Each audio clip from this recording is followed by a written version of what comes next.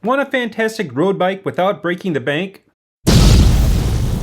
In today's video, I'll show you how to breathe new life into an old road bike for a fraction of the price of a new entry-level road bike. I'll point out the common pitfalls, how to overcome them, and transform an old relic into your new favorite daily ride. But first, let's set the bar and check out what Trek has to offer for their new entry-level models. This entry-level Trek domain will run you $999 on sale. It comes with an 8-speed Ultegra Group-Set with rim brakes. On the other end of the spectrum, a top-of-the-line road bike can run you as much as a decent used car. You don't need to spend anywhere near these outrageous prices to get a decent bike. For today's video, I'll be converting this old Panasonic road bike from 27-inch wheels to 700C and installing this used 9-speed Ultegra Group-Set. Here's the plan. I'll first remove the old components including the 27-inch wheels and drivetrain and friction shifters. I'll next cold set the frame to accommodate the modern spacing of 700C wheels. I'll install the Ultegra Group-Set and tune the shifting. And finally, I'll adjust the brakes and we'll take the bike for a spin. My entire budget for this build is right around $300, with most of that coming from new budget wheels from the internet. The cost could have been much lower if I could have found a good used set of wheels on Marketplace. Stick around until the end and I'll reveal my cost to convert this bike. So sit back, relax, grab your favorite beverage, and I'll show you how to save a bundle building your own road bike.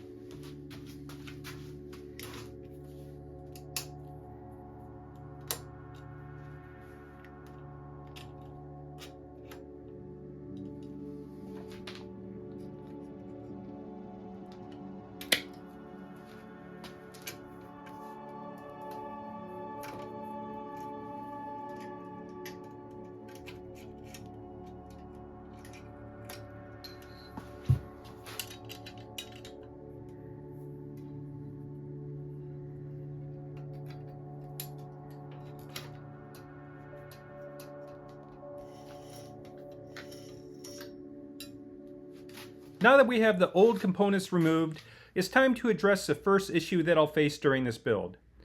That's the rear dropout spacing. Most old school 10-speed bikes have a narrow dropout spacing of 120 millimeters. And modern 700C road bike wheels have a spacing of 130 millimeters.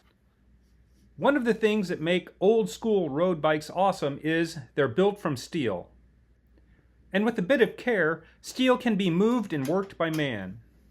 We'll take advantage of this fact and cold set or stretch the frame from 120 millimeters to 130 millimeters to accommodate the modern spacing of these new wheels.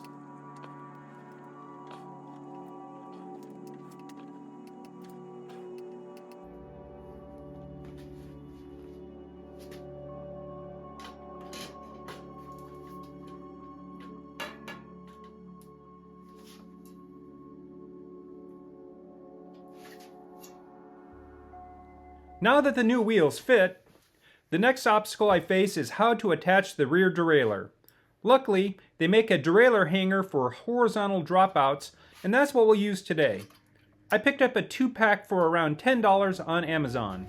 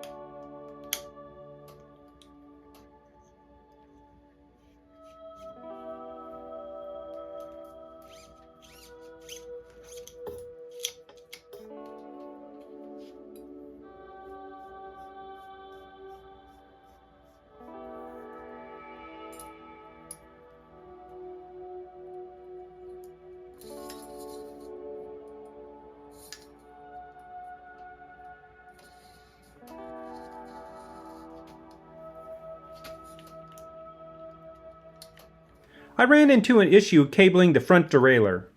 I found that I needed a bottom bracket cable guide to route the shift cable properly. This bottom bracket did not have a hole where I could screw the cable guide in place, so I decided to try double-sided sticky tape to install one. If this doesn't stay secure after riding in the rain, I'll drill and tap a hole so I can attach this by a screw, but I think for now this will be fine.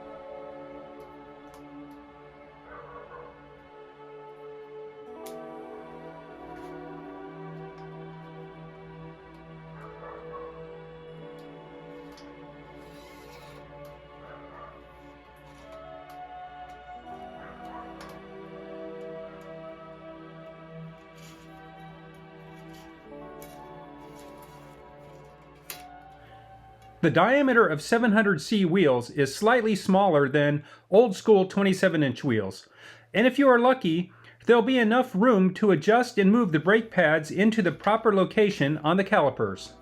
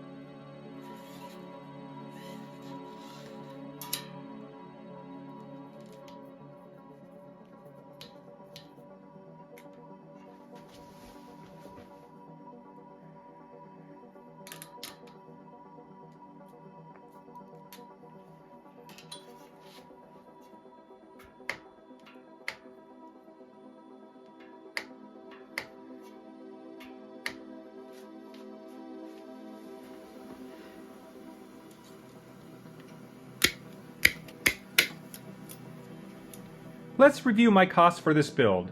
The bike was $30 from Facebook Marketplace. The used 9-speed Ultegra Group-Set was $50, also from Marketplace. The derailleur hangers were $10. The buck loss wheel set was $170. The 700x35C tires were $45 for the set. The bar tape was just $8. I was able to reuse and find scraps of cable and cable housings, so the cost for that was $0. That's a grand total of $313 for the entire build. If you made it this far, you're a true champion. And if you enjoyed this video, don't be shy, show that thumbs up button some love. And if you want more bicycle restoration adventures, hit the subscribe button.